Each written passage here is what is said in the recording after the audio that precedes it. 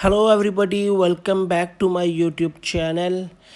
In this video, I'm going to teach you how to fix Safari not working on iPhone in iOS 17. Let's start the video.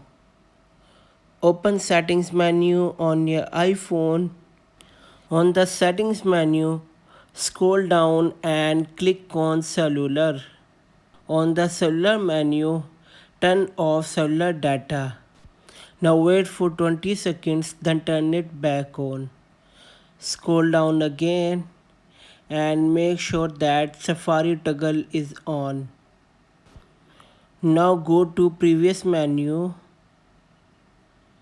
scroll down and click on Safari. Scroll down again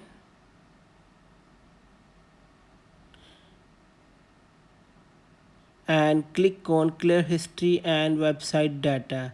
Here select all history, then click on clear history at the bottom. Now click on hide IP address and select off. Now go back to the settings menu and open the Safari browser and check if your internet is working or not.